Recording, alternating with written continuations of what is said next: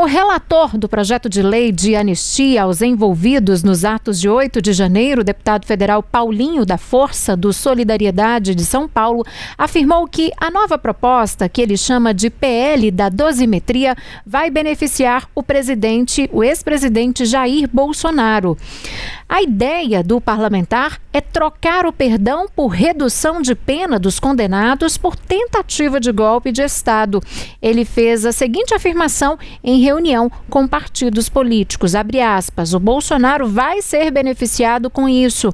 Não tem como fazer um projeto que beneficie todo mundo e deixe outro de fora. Eu não estou tratando de pessoa individualmente, vai ser incluído a todos. Ele ainda acrescentou nessa fala que é lógico que vai ter especificação para quem mandou, para quem pagou. As situações são diferentes, mas o projeto tem que beneficiar a todos, inclusive o ex-presidente Jair Bolsonaro.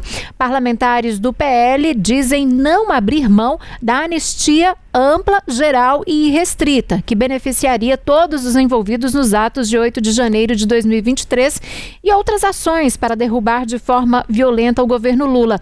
Além de Paulinho da Força, o presidente do Senado, Davi Alcolumbre, do União Brasil, já disse ser contra, portanto, o projeto de anistia.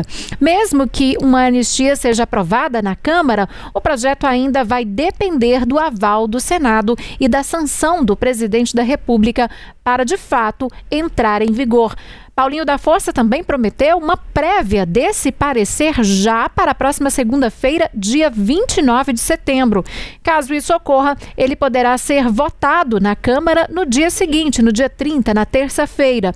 O cronograma, no entanto, vai depender de Hugo Mota. Parlamentares temem colocar o tema em pauta sem a garantia de votos de uma maioria, né, Ana Paula Ramos? Esse assunto também rendendo, costuras sendo feitas, portanto, mas ele já deu indício ali, pelo menos um prazo, né, uma expectativa de que no dia 29 apresente alguma coisa desse texto, portanto. Síria, na verdade já está tudo suspenso, né? Hoje o presidente da Câmara, Hugo Mota, falou com a imprensa e ele não deu garantia desses prazos. Ele quer esperar essa conversa do relator da proposta, o Paulinho da Força, com as bancadas, porque ele quer ter certeza. Ele disse que quer sentir ali qual que é a temperatura das bancadas, qual que é o sentimento da casa em relação a essa proposta, para aí sim colocar em votação. O Paulinho da Força já conversou com PT, PL, que são contra a proposta, né, que ele chama do PL da dosimetria, não é mais anistia, que seria uma redução de pena para os acusados, né, pelos atos de 8 de janeiro. O que também beneficiaria o ex-presidente Jair Bolsonaro. A gente até comentou aqui, né? Ele não participou ativamente ali dos atos, mas o STF entendeu que, como líder dessa organização criminosa, ele seria responsabilizado também pelos atos do 8 de janeiro. Então, não tem acordo ainda entre as bancadas, mas PSDB, União Brasil e PP já sinalizaram que são favoráveis a essa medida. Mas o presidente Hugo Mota, ele quer também ter um aval do Senado, né, para que não aconteça a mesma coisa que aconteceu na PEC da blindagem. O clima está um pouco estremecido entre ele e Davi Alcolumbre, que é o presidente do Senado, porque ele não quer votar na Câmara, aprovar uma anistia ou uma dosimetria e chegar no Senado a proposta ser rejeitada, como aconteceu na PEC da blindagem. Ontem tinha um encontro entre eles, entre Mota, Alcolumbre e o Paulinho da Força. O encontro foi cancelado de última hora. E Mota diz que ainda não teve a oportunidade de conversar com Alcolumbre sobre esse tema, mas ele também aguarda essa conversa para poder marcar essa votação. Então a gente tem que esperar aí. Tem esse embate entre as duas casas e acho que vale a pena a gente destacar aqui também um outro ponto de embate entre a Câmara e o Senado, que é a aprovação do projeto de lei que amplia a isenção do imposto de renda para quem ganha até R$5 mil. Essa proposta foi apresentada pelo governo Lula, em março, na Câmara. O relator da proposta é o deputado Arthur Lira. Ela já foi aprovada na comissão especial que analisou o tema, mas até hoje não foi levada a plenário. Existe uma resistência ali, principalmente dos partidos partidos de centrão, porque essa é a principal aposta do presidente Lula para a eleição de 2026. Então, eles não querem entregar esse trunfo assim de bandeja para o governo Lula. Então, o que o Senado foi lá e fez? Pegou um projeto que já tramitava na casa, colocou, que também prevê a isenção para quem ganha até R$5.000, nos mesmos moldes, aprovou, sendo que o relator é o senador Renan Calheiros, que é um adversário político de Arthur Lira. Então, tem mais esse embate. O Hugo Mota também disse hoje nessa entrevista que ele não vai condicionar o PL da anistia, a votação do PL da anistia, com a aprovação do projeto de lei do imposto de renda. Síria.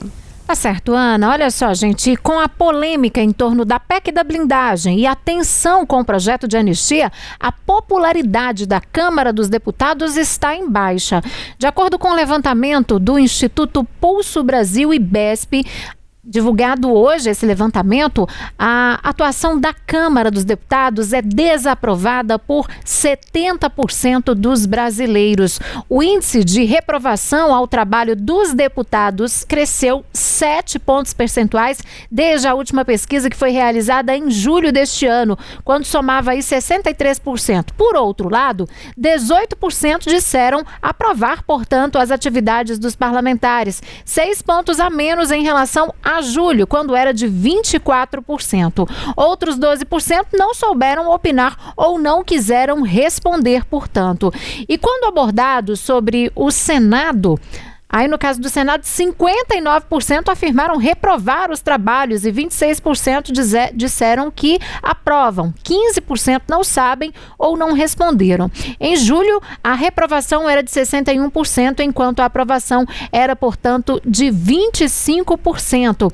Agora, quando a gente fala de Supremo Tribunal Federal, a aprovação aumentou um pouco, viu? De 43% para 46%.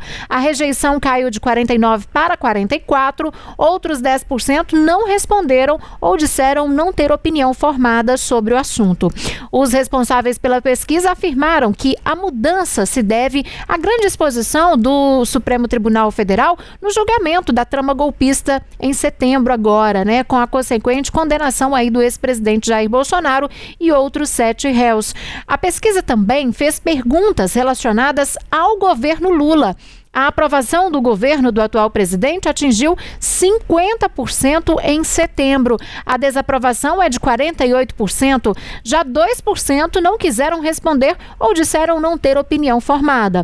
Conforme o levantamento, em um intervalo de 2 meses, a avaliação positiva avançou 7 pontos percentuais, enquanto a negativa caiu 3. Em julho, 51% desaprovavam a gestão de Lula, enquanto 43% eram favoráveis. Em maio, a rejeição era de 54%, com aprovação de 40%.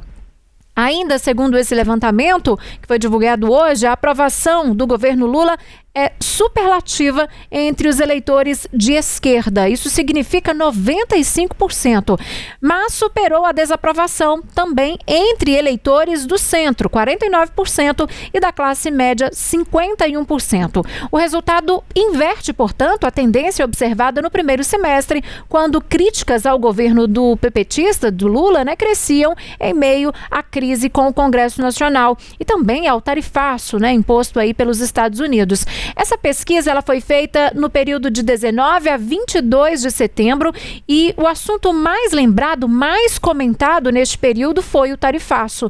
Foram ouvidas 2.500 pessoas em todas as regiões brasileiras. Lembrando que a margem de erro é de 2 pontos percentuais, para mais ou para menos. E o intervalo de confiança é de 95,45%, portanto.